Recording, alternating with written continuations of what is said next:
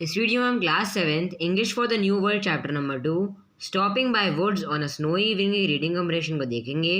तो ए वाला है read the poem twice and answer these questions.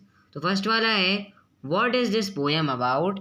तो इसका answer is this poem is about the importance of obligations.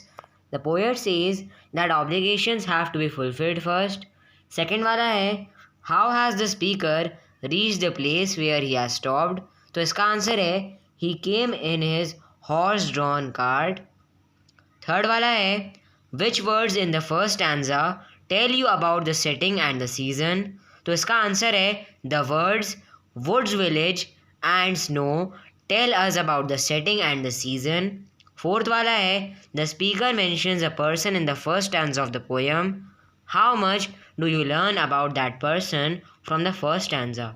तो इसका आंसर है from the first stanza, we know that person is a man who owns a stretch of woods and that his house is in the village. Fifth वाला है describe the place where the speaker has stopped. तो इसका answer है the speaker has stopped between the wood and a frozen lake. On a snowy evening, the woods are far from the village with not even a farmhouse nearby. Sixth वाला है my little horse must think it's queer. What would the speaker's horse find queer. तो इसका answer है speaker's horse would find it queer because they have stopped in the middle of nowhere with not even a farmhouse near by.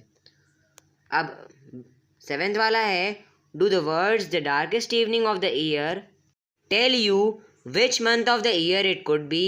तो इसका answer है the darkest evening of the year refers to the largest night of the year, which is December 21st. Thus, the month is most likely December. Eighth वाला है to whom does the speaker refer to in the line he gives his harness bells a shake. What other auditory imaginary does the poet use in the third stanza? तो इसका answer है the speaker refers to his horse. The other auditory imaginary he uses in the third stanza is the sweep of easy wind and downy flake. Ninth वाला है how does the horse communicate with its master. इसका answer है the horse communicates with his master by shaking its harness bells. 10th वाला है visualize the sound of easy wind and downy flake. Do you think this harness bells would have sounded louder? तो इसका answer है yes, the sound of harness bells would be louder than the sound of wind and snowflakes. 11th वाला है what realization causes the speaker to move on from his dreamy appreciation of the scene. Answer है the speaker realizes that he has a long way to travel and has obligations to fulfill. 12th वाला है why is the second to last line of the poem repeated. What does it tell you about the speaker. तो इसका answer है the repetition of these lines is almost as if the speaker has to persuade himself to continue on his journey. This indicates that the speaker is tempted to rest but is a strong-willed enough to continue and not stop. अब B वाला है read the lines from the poem and answer the questions that follow. The woods are lovely, dark and deep, but I have promises to keep and miles to go before I sleep and miles to go before I sleep.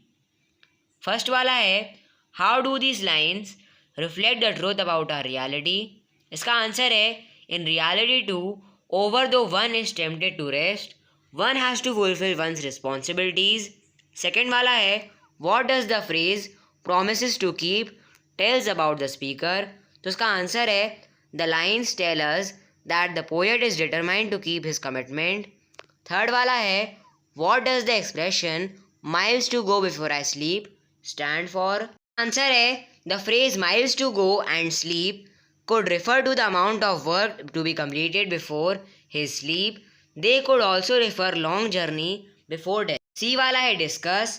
What do you think was the poet's intention in writing this poem. तो इसका answer है the poet possibly intended to talk about the responsibilities all else in life, but despite that, poet could also be saying that it is still possible to enjoy a moment's rest, though not too long.